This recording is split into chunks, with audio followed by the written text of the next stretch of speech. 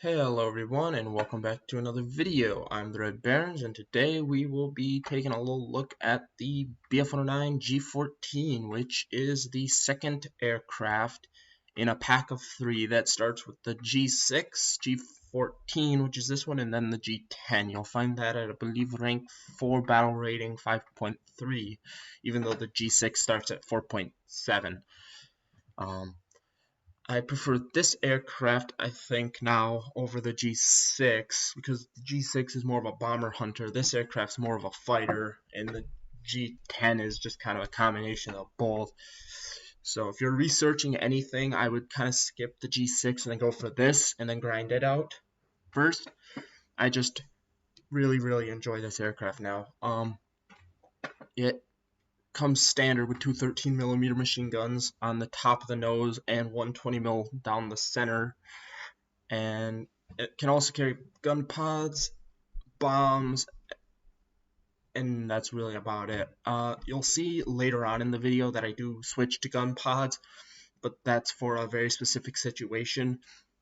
If I were you, I would use air targets for the 20mm and either APTI or universals or even stealth for the 13mm. If you're going to go that route, they're good guns. I mean, they're no different than 50 cals on like a P51 really, and you basically have 2 of those in a 20mm. It's more than enough firepower because you get 2,000 rounds of MG, or 600 rounds of MG, excuse me. I'm thinking of the Bf-109E with the 7.7s, and 200 rounds of 20mm. So that's more than enough. I mean, you get like an extra 200 rounds of cannon ammo with the gun pods, but you don't need it. And so, as you saw, that one guy who was commenting, about the Red Baron in the channel, he's behind me right there. There he is. And me and him did some pretty good teamwork together. He ends up killing that P51H. I could have easily been killed there, but I wasn't, thankfully, because of teamwork. Teamwork is very important. You have to chat with people before the fight and get people who will be there to help you. And that's kind of what we were. We were kind of just auto paired into a squad. We were not squatted, but hopefully we can sometimes squat up because that'd be really cool. I mean, it's always good when Gaijin helps you make friends, I guess. So hopefully we can fly together again sometime. But next up is an F4U. That guy's flying a G14, I believe, with the gun pods. I am not using gun pods. I roll over to try to peel away quick. Don't really get anything. I just make sure to avoid. F4U goes through. He goes nose to nose with a Bf-109. Kind of damages my buddy there. As you can see, he's smoking. And he turns and runs because he knows that now I'm on him, which is a really good reason of why you should have 2 people always when you're attacking, because if you're attacking one person, they're trying to focus on 2 people while you focus on one. Excuse me. And it's a lot easier to kill them. You've got one person baiting, you got one person shooting. You can distract them. You can basically do what you want with them, unless you 2 are just so terrible that you're like up tiering biplanes into jet battles and you're just getting, gangbanged by the entire enemy team. But I see him go after him. I'm trying not to overspeed here. Bf-109, of course, can have some control stiffening past like 750 kilometers per hour, but these later ones do still have quite the dive speed. As you see there, Tempest is coming through. I decided to take him because he's higher, and my friend's on the tail of that F4U, which makes sense. There's no sense on me going in there to try to take him out while he's not having any issues. Another Bf-109 comes to join and to help. I'm going to go up. See the Tempest. But I look down below and I see this F4U down here, and so I decide I'm going to go kill him. And he presents me with a nice side shot. Go in, fire a quick burst off, and he is dead. First kill of the match. And that worked out perfectly. And none of us, he was not salty about a kill steal because, obviously that was a perfect setup, which is exactly why you need 2 people. So, because there'd be some people who might consider that a kill steal, but in actuality, you were helping them because of, positioning. But as you can see, there's a bit of a dogfight going over here. We got some J288s, got Bf-109s. He's smoking a lot worse now.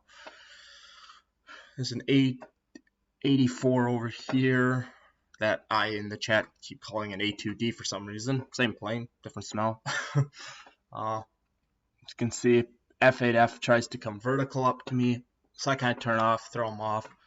And unfortunately, here's where the teamwork kind of goes out the window. So I thought that he would be able to deal with it, and I go after this guy first. Miss him, unfortunately. And unfortunately, my buddy over there, while I'm trying to turn and not make myself vulnerable, the 84 ends up getting on him and killing him, unfortunately. Which, had I been able to kill him on the first pass, probably wouldn't have happened. But, no matter. I will go avenge him. There's a Spitfire down there. End up wiping some shots at him. Knock that or 84. Go vertical. This guy's not going to be able to, follow me, because obviously it's a attacker, heavy naval attacker. Not a, nimble German fighter with good energy retention. And I just keep coming up here, critically hit, set him on fire. At first I thought that that was a kill, but it wasn't a kill.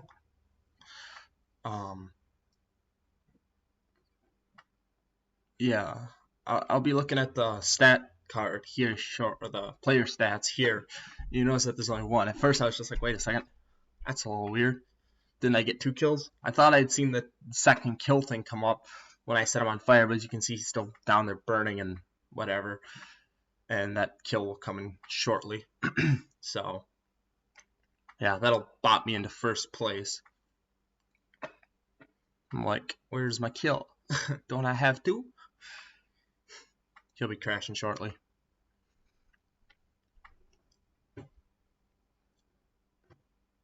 G177 high. Because I was looking around and I didn't see him still flying. I was just like, huh, weird. It's a little weird. And there it is. He's dead. Second kill. So I've got about 6 minutes of fuel now. And so I decided I'm turning back for base.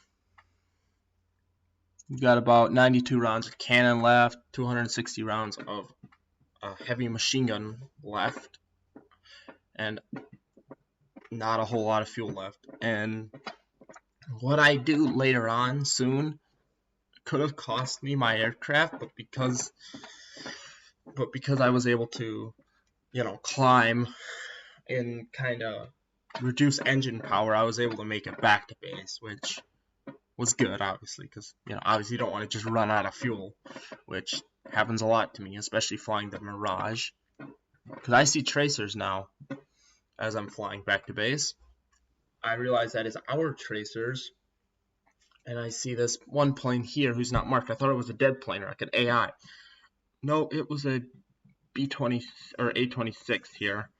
So I zoom in, he starts firing at me, I pop some shells into him, get a critical hit, I take a light glancing hit to the wing and the right rear elevator there. I go vertical, because I'm going to just boom and zoom this guy. I'm not going to sit and tail sit him or whatever. I'm going to boom and zoom him. I'm going to change altitude and positions rapidly to try to throw him off. As you see, I kind of scoot off. This is about the only place that I actually kind of tail sit, just to get another burst into him. I kind of pull off to the side a little more than I probably wanted to, which allows him to zoom away. I mean, the A-26 is not a sluggish aircraft in a straight line. It has outrun me a couple of times before in 109s, so keep that in mind, which is why I kind of zoom straight to the deck here, try to gain as much speed. He does have a turret on the bottom and on top, along with, of course, his nose-mounted weaponry that the pilot gets to use. But as you can see, he's trying to fire at me. I'm kind of zigzagging lightly here to try to throw off his aim a bit. Come up underneath and below him. That could have been the end of me. And then I just decide to tail sit here, blow his wing off, peel off before he can shoot me. And I'm down to like 3 minutes of fuel left, or a little over 3 minutes. which to travel 27 kilometers is not enough on WEP anyway. Here's the landing. I just decided to skip that part just because that was like a 15-minute flight that didn't really need to be shown. It was just uneventful, you know, just flying home, you know, glide up, or well, climb up, glide down. You can see I've got a little over a minute of fuel left. So I cut the engine here, got flaps, gear down. Didn't take too much damage this time, and I have a couple rounds of ammo left. End up putting it down on the ground. Bf-109s are easy to land. I mean, it doesn't take a rocket scientist to learn how to land a Bf-109 or any plane. Just make sure speed's correct, make sure flaps are correct, make sure not to nose over by using the brakes too hard, and make sure to pull back on the elevator and stand the tail, you know, stand the nose up and, you know, tail down. As you saw there, G177 just zoomed past me on his landing. So yes, this is where I'm going to switch off my payload now, or loadout, I should say, not a payload.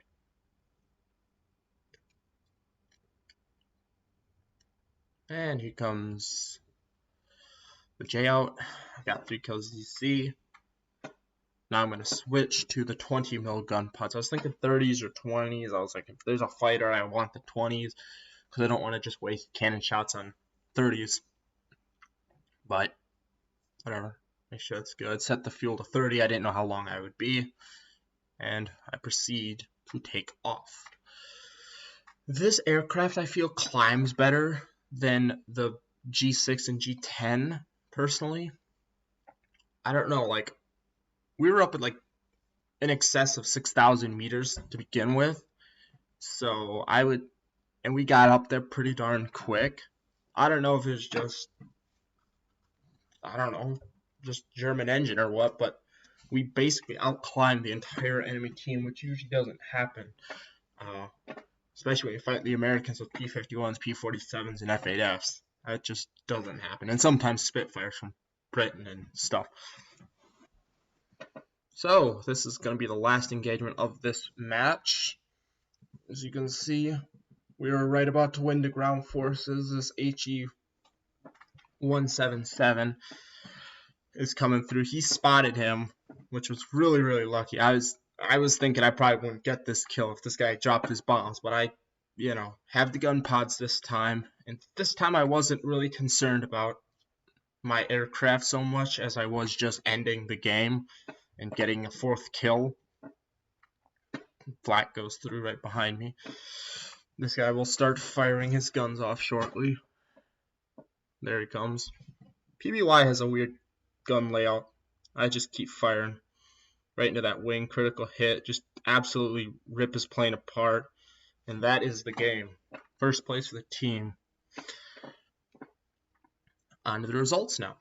Got first place for the team. 4 kills. A couple critical hits. 17 hits. Got a bunch of awards. Ground Force Rescuer, Final Blow, Best Squad, stuff like that. And the best squad was because we were able to work together very, very well. Me and that other dude. Yeah. So, yeah. That was the Bf-109 G14.